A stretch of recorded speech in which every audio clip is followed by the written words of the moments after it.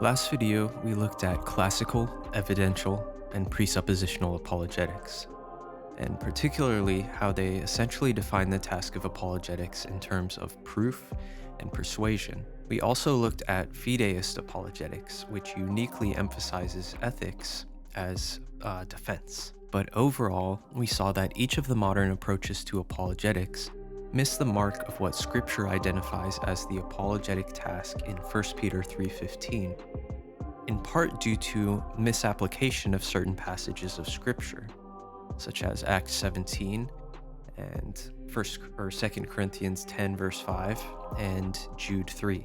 Today we'll be shifting focus to the method of apologetics.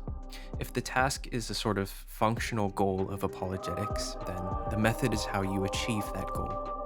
So because modern approaches to apologetics define the apologetic task as essentially providing proof in a persuasive manner to support the Christian faith as true, methodology has been constructed around that task.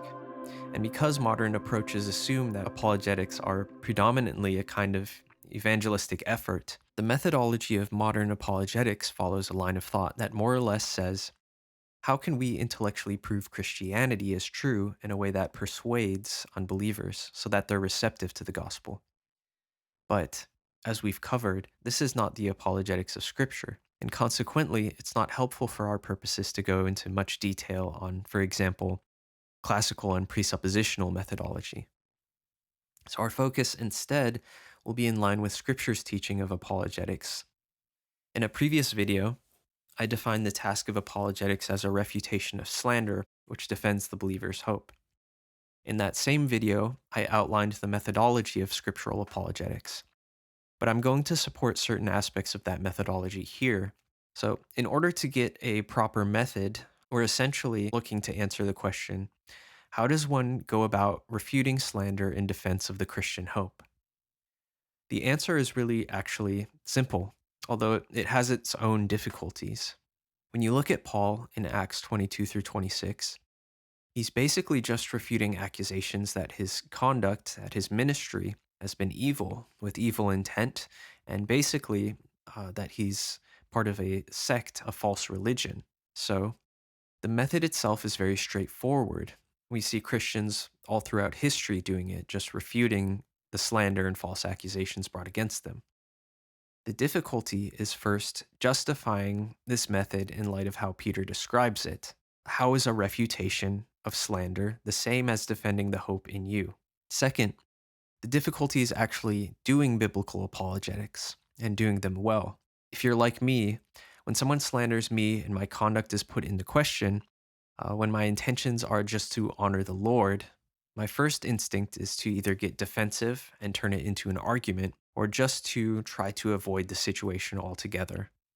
The first difficulty we can thankfully address with relative ease. It just takes a little bit of elbow grease and exegesis to support this apologetic method. But the second issue, that's a sanctification thing. So let's address justifying the apologetic method. We're going to observe how the Christian hope is multifaceted and involves an inaugural eschatological paradigm where believers now are inwardly connected to the source of their hope, and in this connection, receive an inward ability to hope so that they may act from that hope, and in this way draw near to the object of their hope. Second, we can briefly recap what an apologetic refutation involves, and I'm specifically thinking in terms of two aspects. Finally, we can briefly consider the two together, both hope and those two aspects of an apologetic refutation, and we can consider how methodologically to refute slander in defense of the Christian hope as we bring those two together. So the Christian hope. The hope defended by the Christian believer has three parts. First is the hope of the inward action of longing for something or looking forward to something.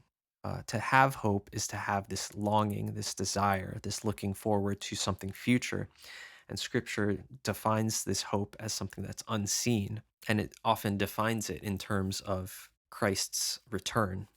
Second is that the hope is also the outward actions that are done as a result of the inward hope.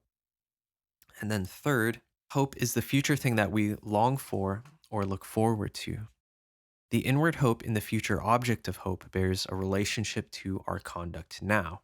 And by demonstrating this, we are making a connection between this task of apologetics to defend the hope in you, and specifically the idea that this is done by refutation of slander concerning the Christian's conduct. So we see this first of all in 1 Peter 1, beginning in verse 13, and it says, "Therefore, preparing your minds for action and being sober minded, set your hope fully on the grace that will be brought to you at the revelation of Jesus Christ.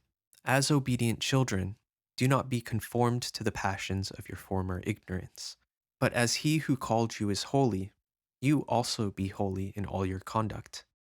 Since it is written, 'You shall be holy, for I am holy.'" And Peter continues from there.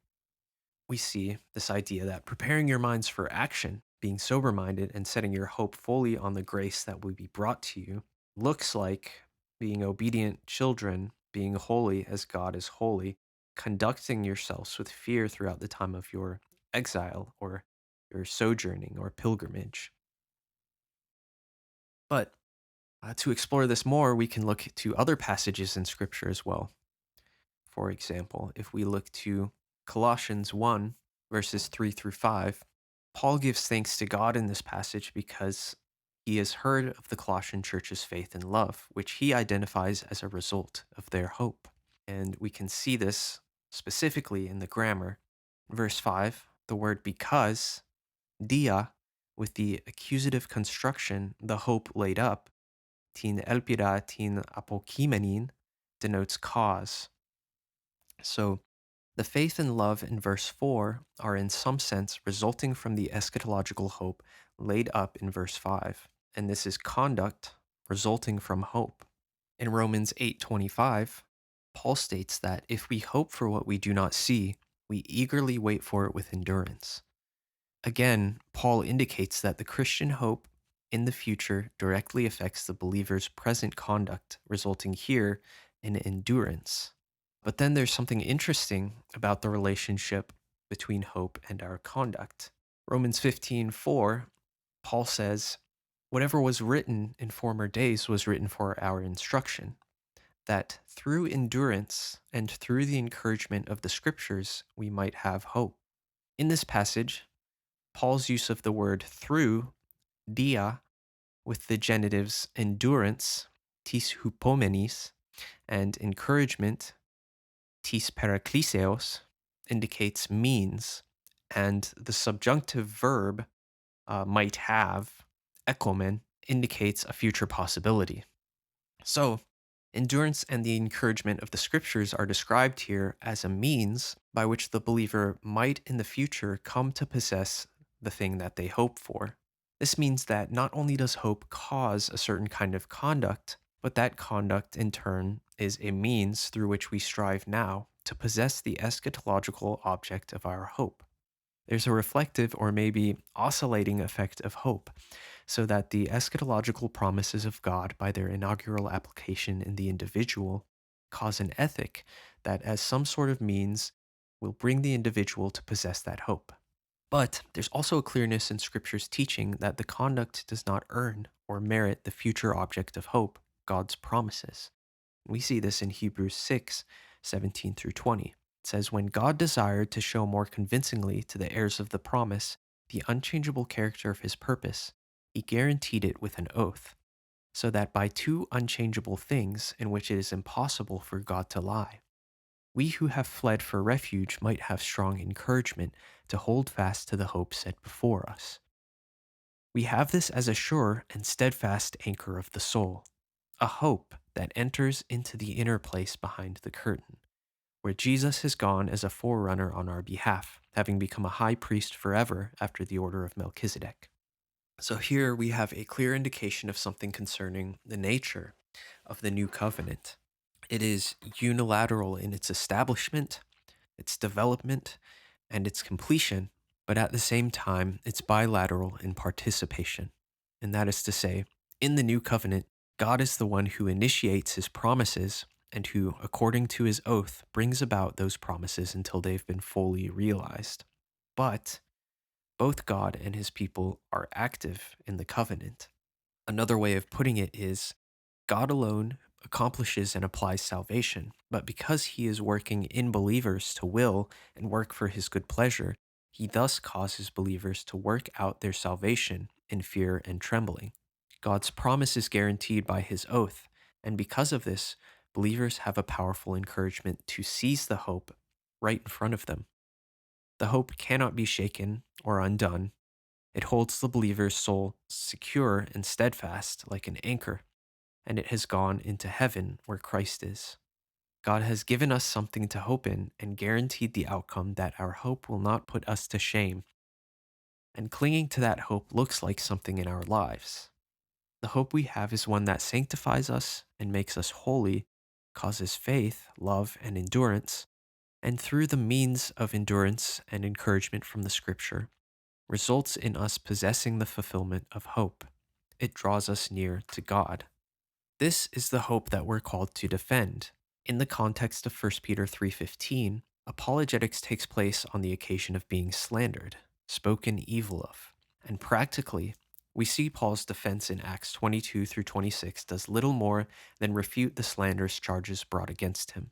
Origen's ideal defense spoken of in Contra Celsum is a refutation by conduct. Origen's actual work, though, Contra Celsum, is a refutation of false charges in writing, and though some would try to take the broadest definition of apologia to mean reply, even in the occurrences from which that meaning has been derived, it's clear that what's in view is a sort of refutation or excuse in self-defense. Now, in previous videos, I've stated that apologetics include both a verbal refutation and a refutation through good conduct. We see this in 1 Peter 3:13 through 17 when he sets the context of apologetics as suffering for righteousness' sake and making a defense in good conscience by answering with gentleness and fear. In order for the defense to take place, the Christian must have been walking in good conduct. And in order for the defense to be done in good conscience, the Christian must continue in good conduct. Otherwise, there would be no reviling of good behavior leading to shame, possibly no slander. So, again, the refutation involves a verbal aspect, refuting the slander, and it involves good conduct. Those are the two aspects of a refutation. But if we combine all of this together, this idea of hope involving our conduct and the refutation involving both a verbal aspect and an aspect of good conduct, the refutation of slander takes on three dimensions in relation to the Christian hope. And this is seen in Paul's defense in Acts 22 through 26. The scriptural method of apologetics, both verbally and through enduring in good conduct, refutes three categories of slander. First, against the inward hope, it refutes the slander that the Christian's intentions are for evil. And second, against the outward hope, or the actions, the conduct, apologetics refute that the Christian way of life is evil. Third, against the object of hope, apologetics refute that Christians have a false hope. In order to refute these three categories of slander, believers need to know two main things, and that is what the Christian hope is and the relationship of Christians to their hope. So if we look specifically at Paul, we see these three slanderous things that he refutes. First, his intentions. The Jews bring up the slanderous charge that Paul was trying to or attempting to profane or desecrate the temple. This is in Acts 24, verse 6. Paul refutes this in verses 17 through 18, saying that he was purified in the temple and coming to bring alms and to present offerings. With his conduct, the Jews bring up the slanderous charge that Paul stirs up riots among all the Jews throughout the world in verse 5. Paul refutes this by noting that he was not found disputing or arguing with anyone or stirring up a crowd, and that's verses 12 and 18. And finally, they try to slander the object of his hope. The Jews, by distinguishing Christianity as a sect in verse 5, are seemingly trying to distance Christianity from their religion, partly evidenced by Paul's response in verse 14. And by calling it the sect of the Nazarenes, the Jews are seemingly giving it a derogatory title. Paul refutes this by indicating that he worships the same God of the Old Testament and believes everything laid down in the Old Testament, and that he has the same hope as the Jews in the resurrection. So, this is an example in Scripture, but what about in real life? I've taken some time to think about an example of this in real life, and my initial thought was still to address one of the common arguments against Christianity from a big name like Richard Dawkins or Sam Harris. And then I thought, well, on the common level, Christians don't really deal with Dawkins and Harris slandering them personally. Dawkins and Harris, in their arguments, are basically shadowboxing an opponent, which is just a hot mess of maybe 10% real Christian doctrine, and the rest is hasty generalizations and straw men. But it's mostly not really applicable to the beliefs and lifestyle of actual individual Christians. And in real life, face to face, most people who are atheists don't just start arguing against Christians unprovoked. In fact, they prefer not to just start arguing randomly. For a lot of Christians in the US, because we live in such a multicultural, pluralistic society, on most issues we have freedom to live and worship God as Christians. I think it's in more personal spheres like with family, jobs, neighbors, and so forth, where a Christian should really expect to be slandered, and not so much with these random academic figures or their followers. Like in a situation at work, let's say you have to work with people who don't really care about their job and are just there for the paycheck. But you work heartily as for the Lord in hope that your conduct will glorify God and will be a conduct worthy of your calling. So many things can go wrong. People will see you doing good and hate you for no reason, or because it reflects badly on them. And you should be prepared to refute slander, but in a very gentle way, not harsh to get the one slandering in trouble, not vengeful, just explaining the situation. And when you get down to it like that, apologetics is basically a practical wisdom, almost a common sense for a believer, that when people slander you for your conduct, be prepared to defend it in light of the fact that you live and act in accord with your hope as a Christian. This doesn't necessarily mean people will be persuaded by you. It doesn't mean you'll successfully prove that the thing which you're being slandered for is false. And it doesn't mean that the Christian has to be absolutely perfect, although that is, of course, something to strive for. We see that in the Psalms, in history, even with the Apostle Paul, this kind of takes place. And when you put it in that way, apologetics, you see, is both very simple and extremely difficult at the same time, but for different reasons from the argumentative version of apologetics. The apologetics of the Bible are not glamorous or flashy. It doesn't exactly come across as morally, intellectually, or philosophically superior. In fact, from a worldly perspective, it probably seems foolish and pointless and even naive. There's another thing I wanted to put up for consideration, though. Even though I don't think lay people are obligated to defend every Christian doctrine in an academic manner, I do think Scripture calls church teachers to something along these lines. And so I have a theory of a distinction of obligation in relation to hope.